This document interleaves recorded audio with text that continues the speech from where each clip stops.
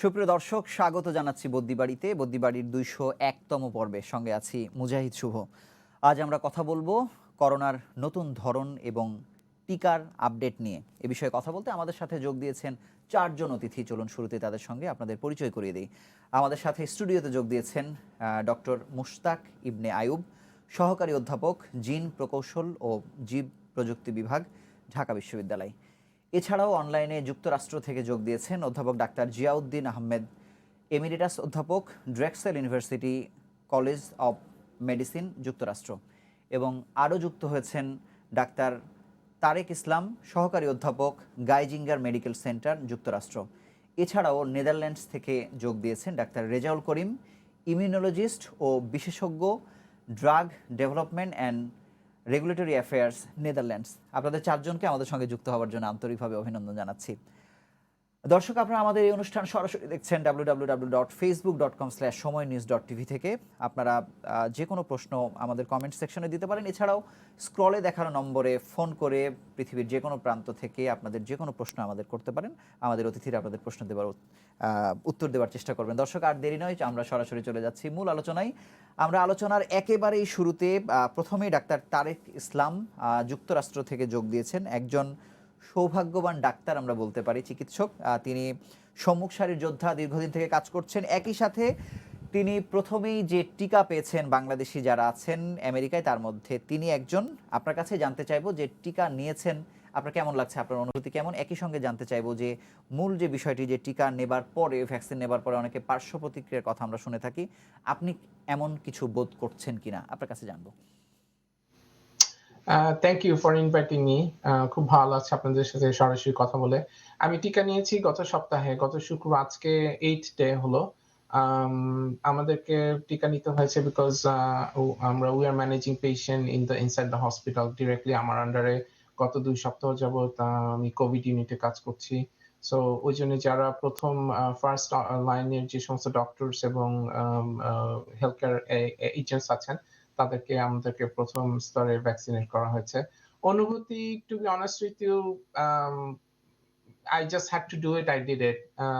এটা just not for me. Also আমার যে রোগীরা আছেন তাদের জন্য, আমার অন্যান্য ফ্যামিলি মেম্বার যারা আছেন তাদের জন্য, I think I feel more safe than before. So এই জন্য আমার ভালো লাগছে যে I have done something that maybe I will be protected, আল্লাহর রহমতে, যদি সেটা সম্ভব হয়।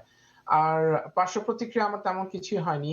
আমি ভ্যাকসিন নেওয়ার পরে প্রায়, আমি অ্যাকচুয়ালি ডিউটিতে ছিলাম। আমি এক কোভিডের একটা পেশেন্ট দেখে নিচে সরাসরি গিয়ে ভ্যাকসিনটা নিয়ে দেন 15 মিনিট আমাকে অবজার্ভ করে আবার পেশেন্ট দেখতে যেতে হয়েছিল। সো আমার কোনো পার্শ্ব প্রতিক্রিয়া তেমন কিছুই হয়নি। জাস্ট খালি কিছু সোরনেস ছিল যে মাসল ইনজেকশন সাইটে। এখানকার যে সমস্ত ফাইজার এবং মডার্না, ওরা যারা আমাদের পার্শ্ব প্রতিক্রিয়া যে প্যাম্পলেট দিয়েছে, সেটা হচ্ছে যে ফার্স্ট ডোজ নেওয়ার পরে আপনি কিছু এক্সপেক্ট করতে পারেন। আপনার কিছু বডি এক হতে পারে, মাসল এক হতে পারে, মাথা ব্যথা, জ্বর, অবসাদ ফিল করা, টায়ার্ড ফিল করা, এই জাতীয় কিছু মাইনর সিমটমস আপনি এক্সপেক্ট করতে পারেন।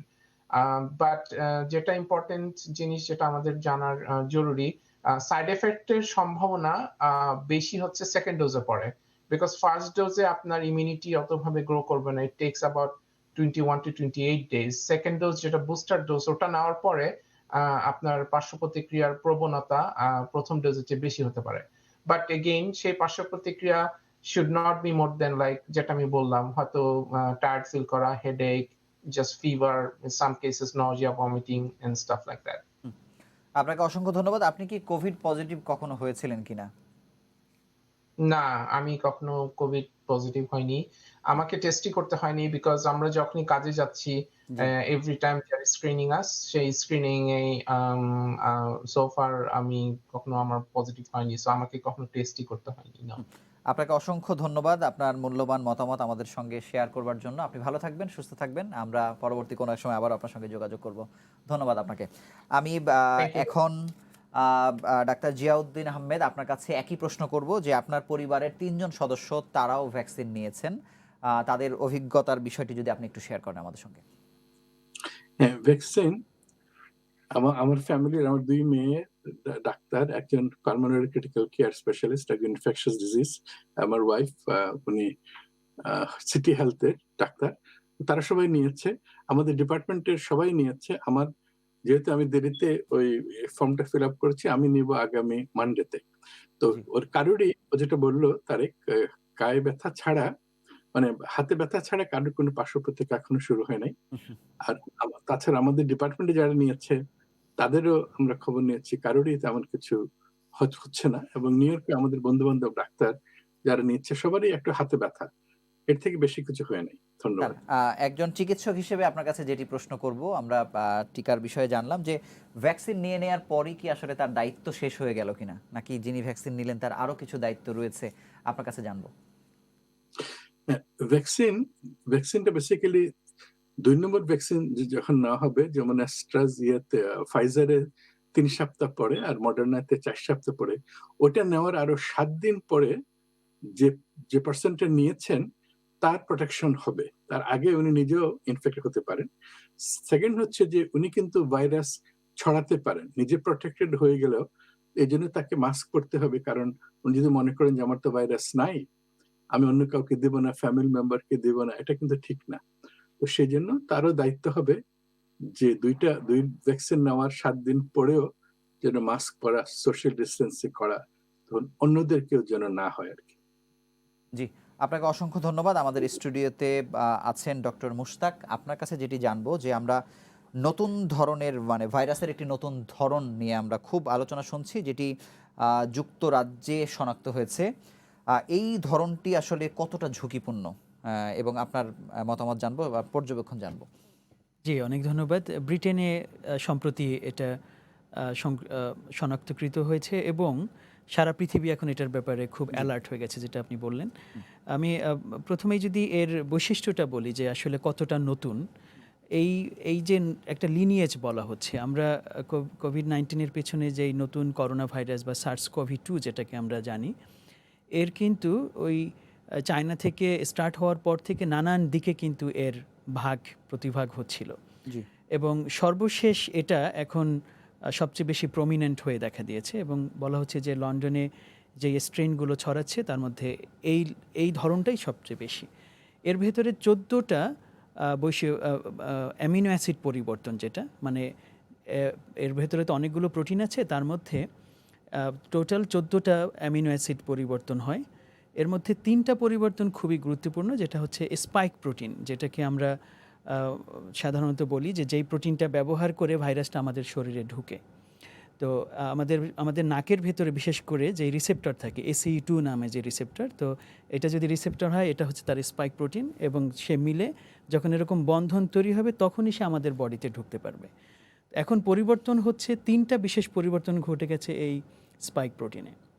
এর ফলে যেটা বিজ্ঞানীরা আশঙ্কা করছেন যে এর মানে যেটা অলরেডি দেখা গেছে ওখানে, যে এর প্রায় 70 গুণ পর্যন্ত এর ইনফেক্টিভিটি অর্থাৎ ছড়ানোর ক্ষমতা বেড়েছে, কারণ এর বন্ধনটা আরও বেশি স্ট্রং হয়েছে আগের তুলনায়। সুতরাং এটাই হচ্ছে মূল পরিবর্তন, যেটার ব্যাপারে আমরা এখন পর্যন্ত জানি। আর এর আরও যেই অন্যান্য যেই প্রতিক্রিয়া হতে পারে এর ফলে, মানে আমাদের আশঙ্কার কারণ কি হতে পারে, সেটার ব্যাপারে আমাদের আরও একটু অপেক্ষা করতে হবে। আমরা তো সবসময়ই কোনো না কোনো রোগ জীবাণু দ্বারা আক্রান্ত হচ্ছি, ইনফেক্টেড হচ্ছি। এখন সেটা আমার ভিতরে গুরুতর কোনো রোগ সৃষ্টি করবে কিনা, সেটা কিন্তু ভিন্ন প্রশ্ন। কিন্তু এটি কি এখন পর্যন্ত জানা গেছে যে এটি কতটা ঝুঁকিপূর্ণ, মৃত্যুর পরিসংখ্যান আরো বাড়বে কিনা, সেরকম কোনো বিষয় এখনো মনে হয় কথা সেরকম বলার কিন্তু সময় আসেনি? এখনো কথা বলার সময় আসেনি। তবে আমি ছোট্ট করে একটু বলে নিই যে আমরা জানি যে কোভিডের ক্ষেত্রে যত বেশি মানুষ আক্রান্ত হবে, আপনি সবসময় ধরে নিতে পারেন পক্ষান্তরে যে এটি একটি পজিটিভিটির একটা ব্যাপার হ্যাঁ, আছে। তার ভেতরে কিন্তু একটা কিছু মানুষ সবারই একটু ঝুঁকি থাকে একটু বেশি গুরুতর দিকে যাওয়ার। সুতরাং আমাদের কোভিডের ক্ষেত্রে সবচেয়ে গুরুত্বপূর্ণ বিষয় হচ্ছে সংক্রমণ সংখ্যা কমানো।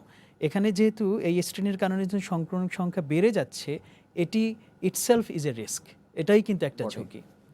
কিন্তু আমি বলছিলাম যে আপনাকে আমি অন্যভাবে একটু চিন্তা করছিলাম যে আমরা যেমন হার্ড ইমিউনিটির কথা বলি, যে বেশি সংখ্যক মানুষ যদি আক্রান্ত হয়ে যান, সেই দিক থেকে কোনো সুবিধা আসলে পাবে কিনা পৃথিবীবাসী? আচ্ছা, এটা কিন্তু হার্ড ইমিউনিটির ব্যাপারে কোভিডের ক্ষেত্রে আমরা সবসময় বলি যে একটা অনীহা আমরা প্রকাশ করেছি ও সবসময় এখনো আমরা আরেকটু না জানার আগে আমরা বলবো না যে এটার আমি আপনার কাছে আসবো। ডাক্তার রেজাউল করিম নেদারল্যান্ডস থেকে আমাদের সঙ্গে যুক্ত হচ্ছেন। আপনার কাছে জানবো, এই যে তোলপাড়, নতুন ভ্যারিয়েন্ট বলি কিংবা নতুন ধরন বলি, এক্ষেত্রে বাংলাদেশের জন্য আসলে কি বার্তা আছে আপনি মনে করেন? ইতিমধ্যেই আমরা শুনেছি যে এমন একটি ধরন যুক্তরাজ্যে যদি দেখা গিয়েছে, এটির মতো সদৃশ কিছু একটা বাংলাদেশে পাওয়া গেছে বলে আমরা গতকাল বিসিএসআই এর এক ধরনের তথ্য প্রকাশ করেছিল। যাই হোক না কেন, মানে বাংলাদেশের জন্য সতর্ক কতটা বেশি হওয়া উচিত, এটি আমাদেরকে নতুন কোনো ঝুঁকিতে ফেললো কিনা আপনার কাছে জানবো। হ্যাঁ, ডক্টর মোশতাক যেটা বলছিলেন যে এই যে লন্ডনে ওই বাঙালি অধ্যুষিত এরিয়া, আমার মনে হয় ওই এরিয়াতেও এই যে ইউকে যে ভ্যারিয়ান্টটা এটা চলে গেছে। তা কাজেই মানে বাংলাদেশে কিন্তু যে কোনো মুহূর্তেই, আমি শুনলাম যে বাংলাদেশ এই ইউকে থেকে এখনো ফ্লাইট যাচ্ছে বাংলাদেশে, তো যে কোনো মুহূর্তেই কিন্তু বাংলাদেশে এই ভ্যারিয়ান্সটা যেতে পারে। আবার ওই বাংলাদেশের যে ভ্যারিয়ান্সটা সেটি কিন্তু ইউকের ভ্যারিয়ান্স থেকে আলাদা। এই বাংলাদেশের ভ্যারিয়ান্সে আমি জানলাম যে 2টা স্পাইক প্রোটিনের মিউটেশন হয়েছে, যেখানে হলো ইউকের ভ্যারিয়ান্সের 7টা মিউটেশন হয়েছে। তো কাজেই আসলে বাংলাদেশকে অন্যান্য দেশের মতো, যেমন আমি নেদারল্যান্ডসে থাকি, নেদারল্যান্ডসের কিন্তু এই মুহূর্তে ইউকের সাথে যে ফ্লাইট যোগাযোগ তা বন্ধ। তো শুধু নেদারল্যান্ডসই না, প্রায় 40টার মতো দেশ ওই বিভিন্ন প্রকারের যোগাযোগ বন্ধ করে দিয়েছে। তো আসলে বাংলাদেশেরও উচিত হবে এরকম ভেবে দেখা।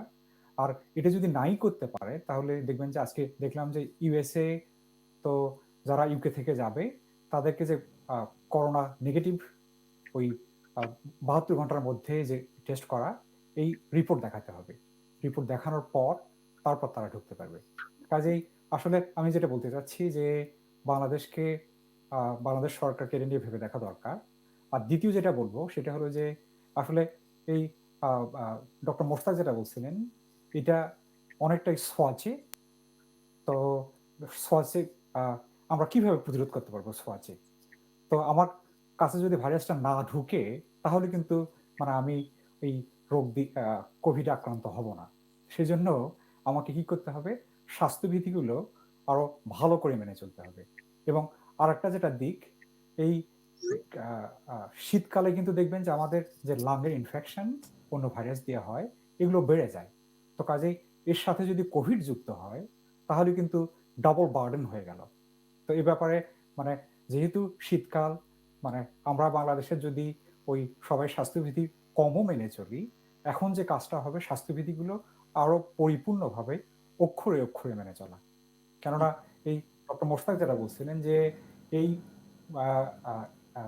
যদি বেশি লোক ইনফেক্টেড হয়ে যায়, তাহলে বিশেষ করে যারা ভালনারেবল পপুলেশন, যাদের কোমরবিড পিপল, তারা কিন্তু মানে মরে যাওয়ার একটা সম্ভাবনা বেড়ে যায়।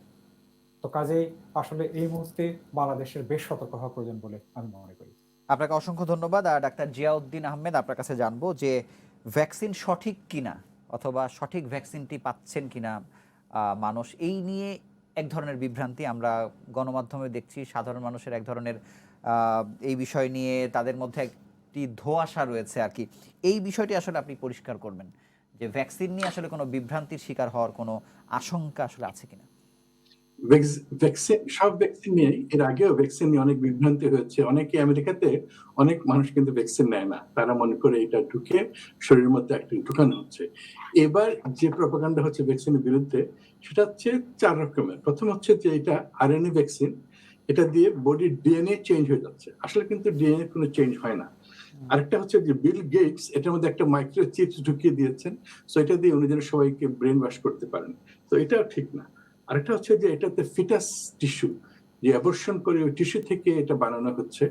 তো এটা ঠিক পার্শিয়ালি ট্রু, কারণ ফিটাস করে করা হয় না, ওই এমব্রিয়নিক টিস্যু থেকে, বিশেষ করে অ্যাস্ট্রাজেনিকা যেটা অক্সফোর্ডের, ওইটা সেল থেকে ভাইরাস করা হয়েছে। কিন্তু ভাইরাস থেকে যখন ভাইরাসগুলো নেওয়া হয়, তখন ওই সেলের কিছু এর মধ্যে থাকে না। থার্ড আরেকটা প্রশ্ন উঠে যে 99.97% যদি ভালোই হয়ে যায়, তাহলে এই ভ্যাকসিন নেওয়ার দরকারটা কি? আসলে তা কিন্তু না। আমরা অনেকেই জানি যে এত লোক মারা যাচ্ছেন পৃথিবীতে, এবং যারা মারা যাচ্ছেন না তারা পোস্ট কোভিড সিমটমে তারা অনেকে কাজে যেতে পারছে না, জি। এত হয়ে গেছে তারা দুর্বল। সো এই বিভ্রান্তিগুলো কিন্তু অমূলক। এটা প্রচুর প্রচুর পরীক্ষা নিরীক্ষা করার পরে দেওয়া হচ্ছে এবং আমরা সবাই নিচ্ছি, আমেরিকার প্রেসিডেন্টরা নিচ্ছেন। তো এগুলো মানুষ যেন এভাবে, ইভেন আমেরিকাতেও বাংলাদেশেরও অনেকে ভ্যাকসিন না আনার চিন্তা করছেন। তো আমি মনে করি এটার সম্বন্ধে প্রচুর নিরীক্ষা হয়েছে। এটার সম্বন্ধে কারোর জন্য কোনো বিভ্রান্তি না থাকে, কারণ নিজে তো উনি বিপদে পড়বেনই, উনি অন্যদেরকে, ফ্যামিলি মেম্বারকে বিপদে পড়বেন।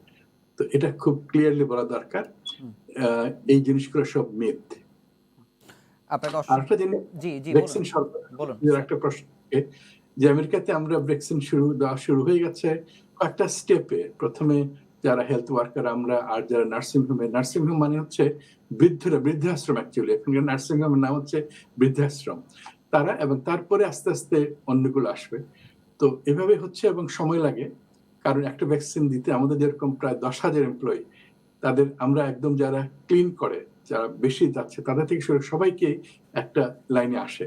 তো পৃথিবীতে যেটা WHO 2 বিলিয়ন ভ্যাকসিন প্রক্রিয়া করেছে 190 দেশের জন্য, এবং সেই 2 বিলিয়ন ভ্যাকসিন মোস্টলি এটা হবে অক্সফোর্ড ভ্যাকসিন এবং জনসনের ভ্যাকসিনের সুবিধা হচ্ছে এটা এখনো থার্ড ফেজটা হয় নাই, ওটা একটা ভ্যাকসিন নিলেই হবে, কারণ বিদেশে এগুলোকে রাখার ব্যবস্থা করতে হবে। যেমন ফাইজার রাখার উপায় খুব অসুবিধা, কারণ এটা অনেক অনেক ডিপার ফ্রিজ রাখতে হয় আর কি।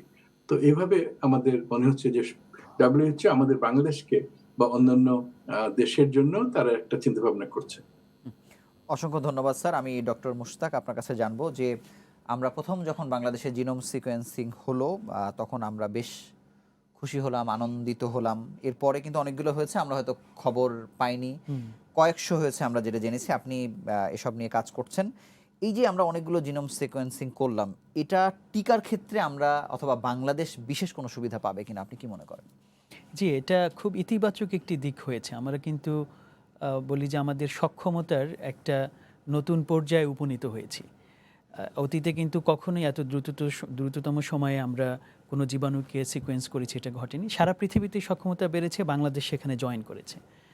তো এই যে হাইওয়েতে যুক্ত হয়েছে বাংলাদেশ, এটার একটা বেনিফিট কিন্তু আমরা পাবো। যেমন এখন যে এই যে পরিবর্তনগুলো হচ্ছে এবং এই ভাইরাসটা মনে হচ্ছে যেটা আসলে পরিবর্তনশীল ভাইরাস হিসেবেই থাকবে। জি। আমি ছোট্ট করে একটু মনে করিয়ে দিই যে অ্যান্থনি ফাউচি, যিনি আমেরিকান করোনা ভাইরাস রেসপন্স টিমের অন্যতম সদস্য, উনি একদম শুরুতে বলেছিলেন যে এই SARS-CoV-2 যেটা, এটা হয়তো ফ্লুর মতো আমাদের সাথে থেকে যেতে পারে। তো যদি সেটা ঘটে তাহলে কিন্তু আমাদের এই যে সিকোয়েন্স সার্ভেইলেন্স যেটা, এই যে মাঝে মাঝেই সার্ভে করে দেখা যে কোনো নতুন পরিবর্তন হলো কিনা, এটা আমাদের জেনে রাখা দরকার। তো আমাদের এই যে প্রতিষ্ঠানগুলো কিন্তু এখন সেই সক্ষমতা অর্জন করেছে এবং এটার ক্ষেত্রে আমরা টিকার ক্ষেত্রে বিশেষ করে একটা বেনিফিট পাবো। যদি কখনো দেখা যায়, আমরা এখনও নিশ্চিত না যে যেই লন্ডনে যেই পরিবর্তনগুলো হয়েছে তার কারণে টিকার উপরে কোনো প্রভাব পড়বে কিনা।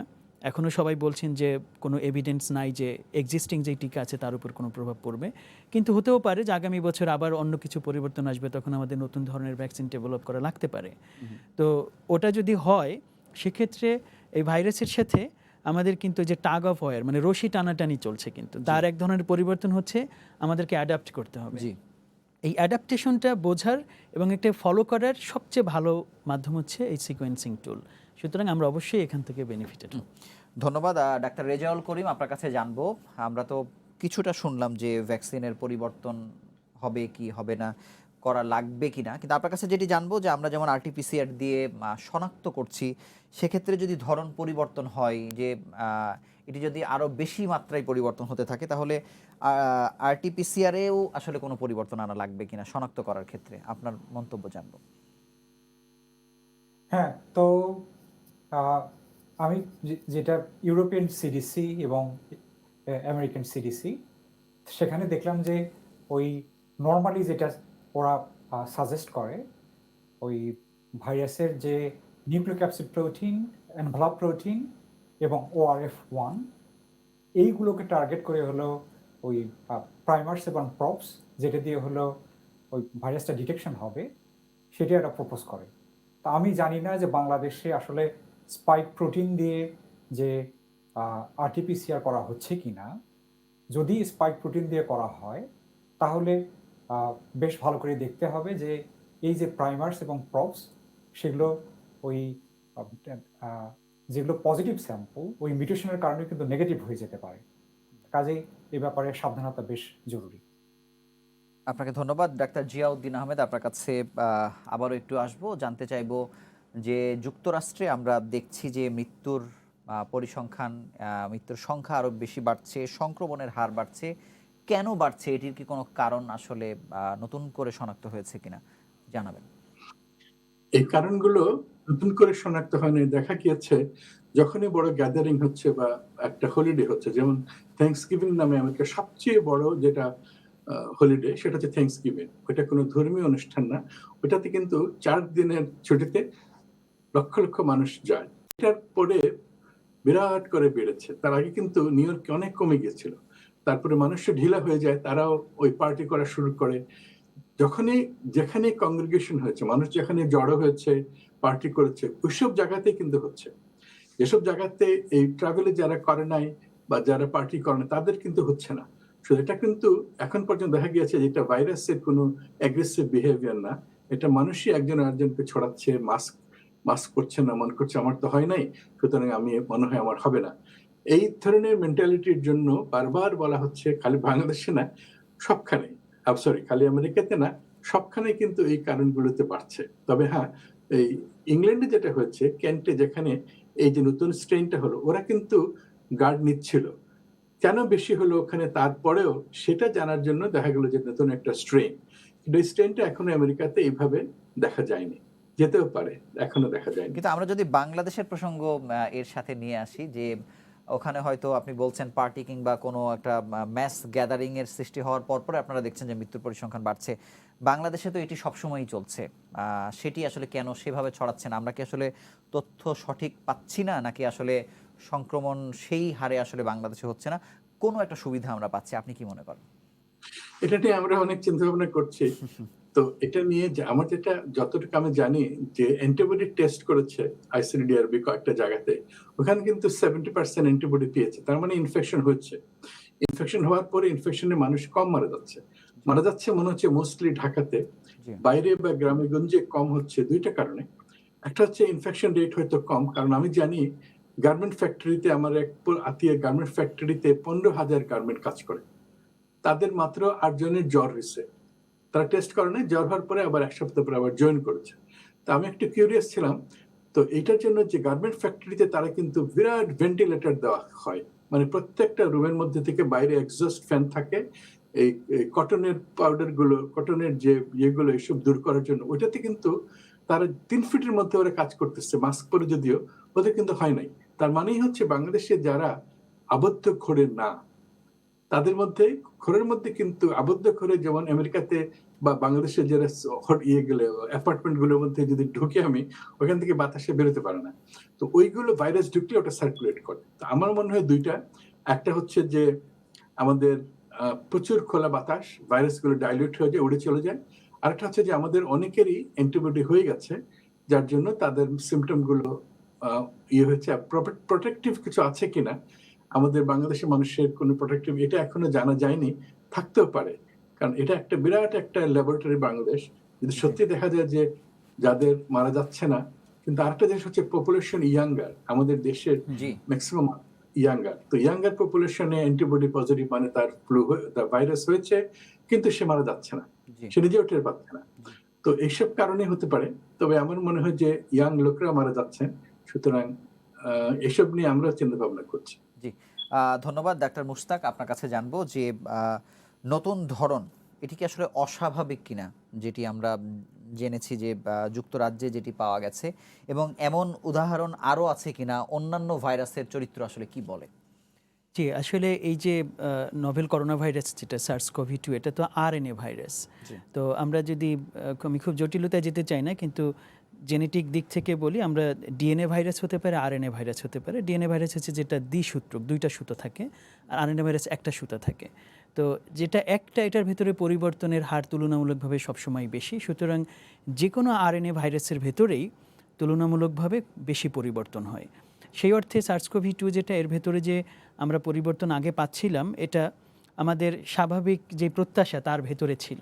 জি। এবং সেটা দেখা যাচ্ছিল যে প্রতি মাসে সাধারণত একটা থেকে দুটো অ্যামাইনো অ্যাসিড পরিবর্তন, যেটা আমরা বললাম। কিন্তু যুক্তরাজ্যে ব্রিটেনে যেটা দেখা গেছে সেটা কিন্তু একসাথে অনেকগুলো পরিবর্তন এই স্ট্রেনের মধ্যে অ্যাকুমুলেটেড হয়েছে। এখানে বলে রাখি যে যেই পরিবর্তনগুলো এখানে বলা হচ্ছে, আমি যে বললাম যে স্পাইক প্রোটিনে 3টা পরিবর্তনের কথা, এটা কিন্তু আলাদা আলাদাভাবে অন্যান্য জায়গায় পাওয়া যাচ্ছিল। যেমন বাংলাদেশেও বলছে যে একটা পরিবর্তন কিন্তু আগে থেকে আছে, অন্যান্য দেশেও মার্চ থেকেই পাওয়া যাচ্ছিল এই পরিবর্তনগুলো একা একা। জি। ব্রিটেনে সেটা কম্বাইন্ড হয়ে গেছে। এটাই একটু শঙ্কার কারণ যে কেন এই বিষয়টা ঘটলো। আর কিন্তু মূল বিষয় হলো যে ভাইরাসের পরিবর্তন আসলে অস্বাভাবিক না।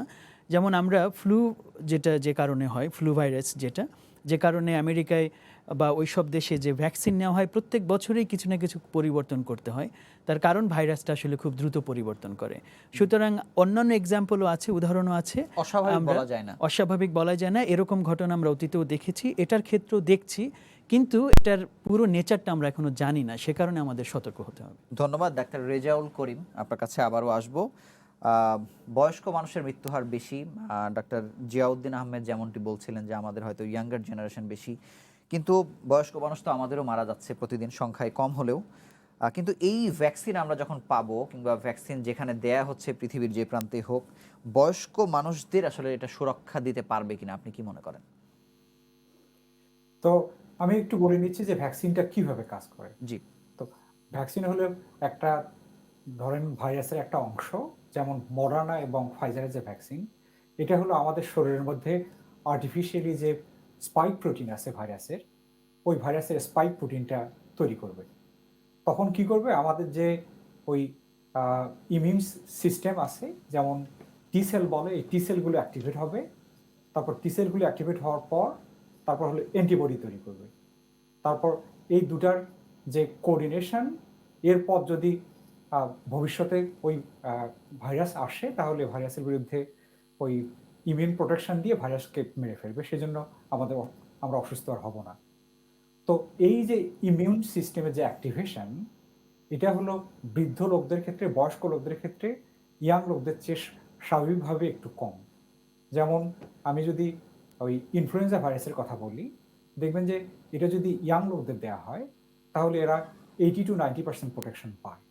কিন্তু এটা যদি বয়স্ক লোকদের দেওয়া হয়, এটা 30-50% হয়। তো এটা কিন্তু ডিপেন্ড করে ওই আপনি যে কিভাবে ভ্যাকসিনটা বানিয়েছেন তার উপরও। যেমন এখন যেটা দেখা গেছে যে মডার্না এবং ফাইজারের ভ্যাকসিনটা, এটা একটা নতুন টেকনোলজি দিয়ে বানানো ভ্যাকসিন, যেটাকে এমআরএনএ ভ্যাকসিন বলে। তো এই ভ্যাকসিনটা কিন্তু ওই যারা ইয়াং লোক, তাদের ক্ষেত্রেও বেশ 90-95% কার্যকারিতা দেখিয়েছে। বয়স্ক লোকদের মধ্যে কম, কিন্তু এত বেশি কিন্তু কম না, 80%-85%। কাজেই মানে আমরা বেশ আশাবাদী যে নতুন টেকনোলজিগুলো দিয়ে যে ভ্যাকসিন হচ্ছে, এগুলো বয়স্ক লোকদেরও সুরক্ষা দিতে পারবে। অসংখ্য ধন্যবাদ ডাক্তার জিয়াউদ্দিন আহমেদ। আপনার কাছে জানবো যে আমরা বাংলাদেশে আজ থেকে 1 মাস কিংবা 2 মাস আগে বঙ্গবন্ধু শেখ মুজিব মেডিকেল বিশ্ববিদ্যালয়ের একটি গবেষণা আমরা তথ্য অল্প আকারে পেয়েছিলাম যে বাংলাদেশে যাদের শরীরে যারা একবার পজিটিভ হয়েছেন, অ্যান্টি তাদের মধ্যে রোগ প্রতিরোধ ক্ষমতার মাত্রাটি আসলে খুব কম মাত্রায় আসলে দেখা যাচ্ছে আর কি। যদি বলি যে অ্যান্টিবডি তৈরি হওয়ার যে প্রবণতা, সেটি বিশ্বে কিংবা যুক্তরাষ্ট্রে কোনো গবেষণায় বের হয়েছে কিনা, যিনি পজিটিভ হলেন তারপরে কতদিন তিনি সুরক্ষায় থাকছেন, এরকম কোনো বিষয় আসলে আপনি যদি জেনে থাকেন অবশ্যই আমাদের জানাবেন। ভালো খবর। এটা মাত্র গতকালকেই দুটো খবর এসছে। একটা হচ্ছে অস্ট্রেলিয়াতে, আর একটা হচ্ছে আই থিংক সাউথ কোরিয়াতে। তো ওরা সাউথ কোরিয়াতে তারা দেখেছে যে তারা প্রথমে যে অ্যান্টিবডি টেস্ট করতো, ওই টেস্টটা রং টেস্ট ছিল। এখন তারা দেখা গেছে 8 মাস পর্যন্ত, আগে আমরা দেখলাম যে 3 মাসের মধ্যে এটা ড্রপ করে যায়। এখন দেখা গেছে যে 8 মান্থস পর্যন্ত অ্যান্টিবডি থাকে।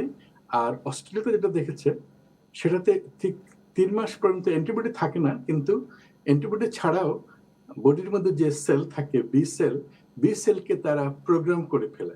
তো বি সেল কিন্তু অ্যান্টিবডি তৈরি করে। তো বি সেলগুলো পর্যন্ত ওইগুলো অ্যাক্টিভেট থাকে 8 মাস পর্যন্ত।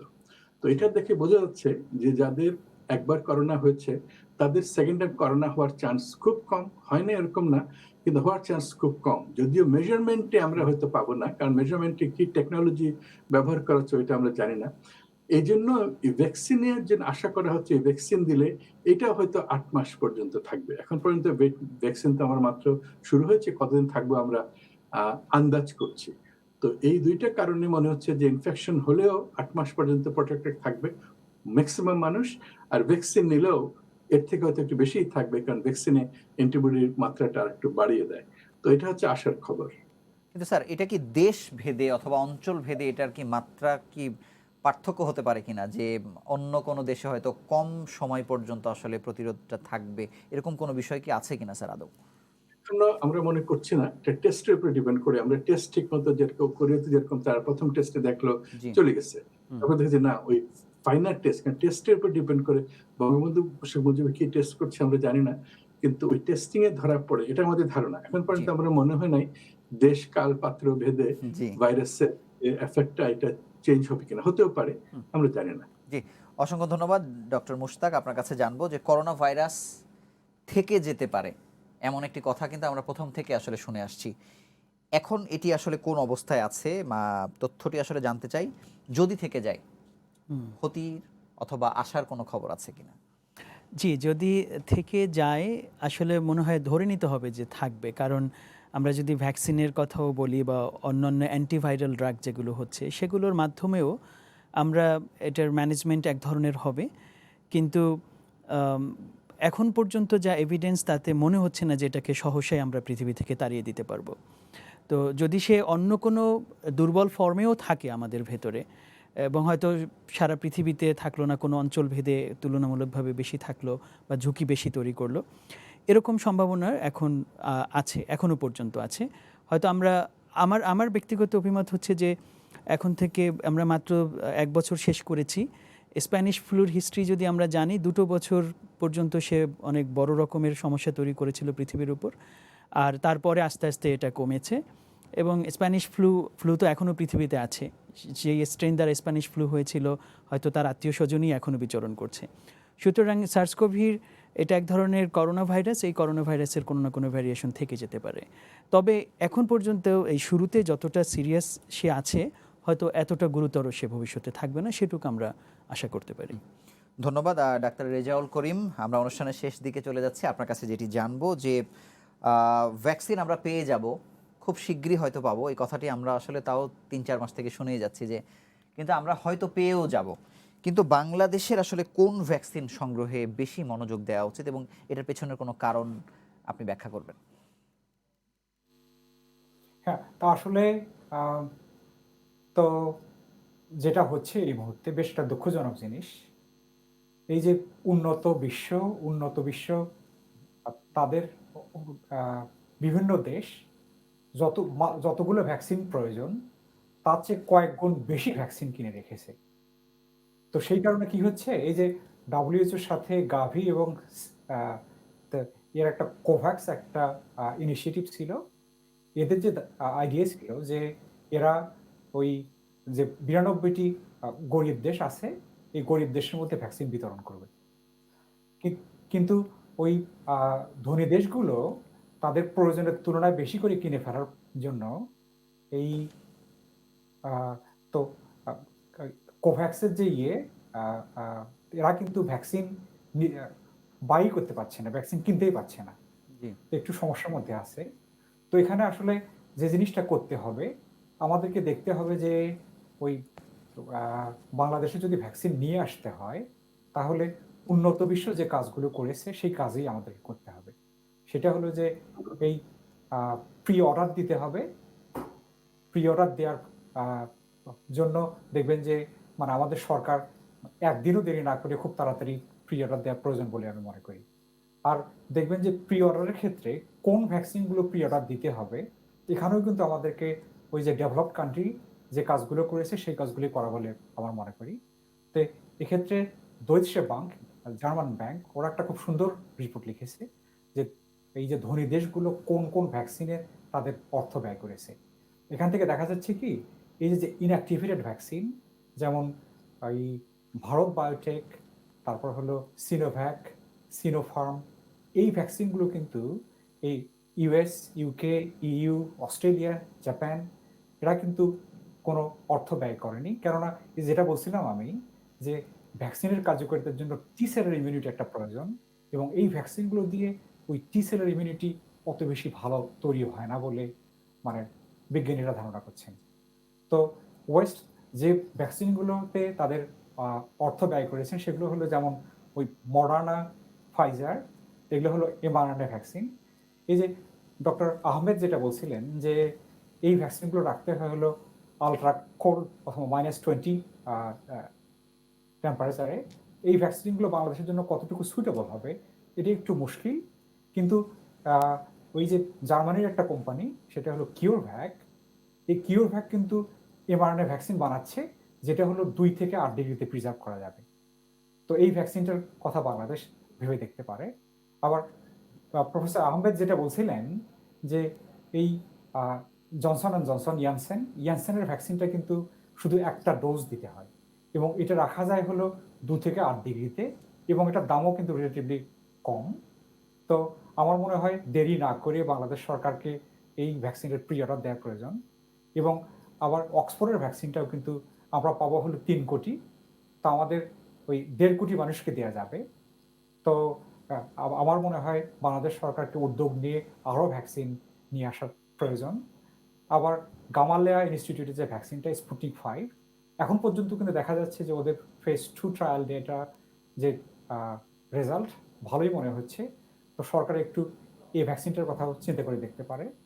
আবার নোভাভ্যাক্সের ভ্যাকসিন, এটাও মানে সস্তা আছে, অত বেশি এক্সপেন্সিভ না, আবার বাংলাদেশের টেম্পারেচারের জন্য স্যুট করবে। এই ভ্যাকসিনগুলোর কথা আসলে বাংলাদেশ সরকার দেরি না করে খুব তাড়াতাড়ি প্রি অর্ডার দেওয়া প্রয়োজন বলে মনে করি। আপনাকে অসংখ্য ধন্যবাদ মূল্যবান মতামতের জন্য। আমি তিনজনের কাছেই 1 মিনিট করে আসলে জানতে চাইবো, এই যে করোনা ভাইরাসের নতুন ধরন যেটি বাংলাদেশে হয়তো শনাক্ত হয়েছে কিংবা হয়নি, যাই হোক না কেন, এবং সঙ্গে টিকার যে বিষয়টি, এই অবস্থায় বাংলাদেশের আসলে করণীয় কি, আসলে বাংলাদেশে কি করা উচিত, আপনার কাছে প্রথমে জানবো। জি, এখন তো খুব সতর্কতার সাথে পরিস্থিতি পর্যবেক্ষণ করাটা খুব গুরুত্বপূর্ণ, এবং আমরা শুরুতেই যেটা বলছিলাম যে বাংলাদেশের আন্তর্জাতিক যোগাযোগ যেটা আছে সম্ভব হলে কিছুটা নিয়ন্ত্রণ করা, এবং যদি আমরা পুরোপুরি বিচ্ছিন্ন না হতে পারি তাহলে কড়াকড়ি যেই আরোপ করা হয়েছিল শুরুর দিকে, আমি মনে করি যে সেরকম কড়াকড়ি এখনই আবার ইম্পোজ করা দরকার, যতক্ষণ পর্যন্ত না আমরা বুঝতে পারছি যে ওখানে সিচুয়েশনটা কী, তারপরে আমরা হয়তো আবার স্বাভাবিকতার দিকে যেতে পারি।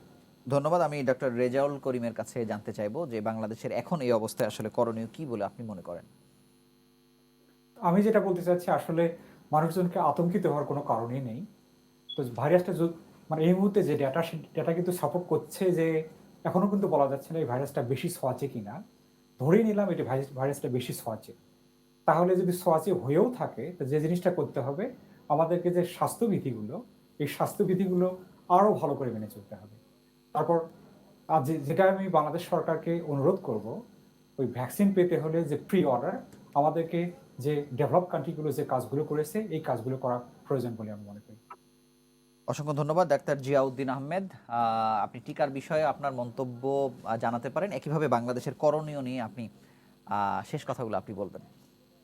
বাংলাদেশের করণীয় অনুযায়ী যেটা বলেছেন আমি একমত যে আতঙ্কিত হওয়ার কোনো কারণ নাই, তবে কশন নেওয়া দরকার এবং এই সোশ্যাল ডিস্টেন্সিং, ফেস মাস্ক, খাদ্য এগুলো। আর টিকার ব্যাপার যেটা একটা ভালো খবর হচ্ছে যে যতই ভাইরাস পরিবর্তন হোক না কেন, এখন যে নতুন টেকনোলজি mRNA টেকনোলজি, ওটা কিন্তু ইমিডিয়েটলি ওই ভাইরাসের জন্য টিকা বানাতে পারবে। সুতরাং এখন টেকনোলজি অনেক ভালো হচ্ছে, দেশ যেন ওই টেকনোলজির সঙ্গে লেগে থাকে, যোগাযোগ থাকে, তাতে যে এই চ্যালেঞ্জগুলো আমাদের ভবিষ্যতে আসবেই একটার পর একটা, ওইগুলো মোকাবিলা করার জন্য আমাদের অনেক ফান্ড দিতে হবে রিসার্চে, আমাদের অনেক ফান্ড দিতে হবে ক্লিনিক্যাল সাইডে রেডি থাকার জন্য, যেটা আমরা বাংলাদেশ কিন্তু একদম রেডি ছিলাম না। আমরা আল্লাহ আমাদের হাসপাতালগুলো একদম রেডি ছিলাম না, কিন্তু আমরা এটা যেন ভুল না করি যে সবার জন্য পাবলিকের রেসপন্সিবিলিটি আছে, সরকারের দায়িত্ব আছে, প্রাইভেট হাসপাতালের দায়িত্ব আছে কিভাবে প্রপারলি ট্রিটমেন্ট করা। তো এটাই আমি বলে ধন্যবাদ জানাচ্ছি আমাদেরকে এখানে ডাকার জন্য। অসংখ্য ধন্যবাদ। আমাদের সঙ্গে আপনারা যুক্ত আছেন তিনজন, এবং এরও আগে আরও একজন চিকিৎসক আমাদের সঙ্গে যুক্ত হয়েছিলেন। আমরা নতুন ভাইরাসের নতুন ধরন সম্পর্কে আমরা নতুন নতুন তথ্য জানলাম এবং আমরা আশাই করছি যে দর্শক ইতিমধ্যেই বুঝে গেছেন এই যে যে মানে সারা পৃথিবীতে যে মানে ধরনের কারণে নতুন ধরনের কারণে যে একটি তোলপাড় সৃষ্টি হয়েছে এবং আমরা খুব আতঙ্কিত হয়ে গেছি। দুটো তথ্য বলা যায় যে এটি ছোঁয়াচে হতে পারে বেশি, কিন্তু হয়তো এখনও কত মাত্রায় ক্ষতি করবে সেই বিষয়টি এখনও পরিষ্কার না।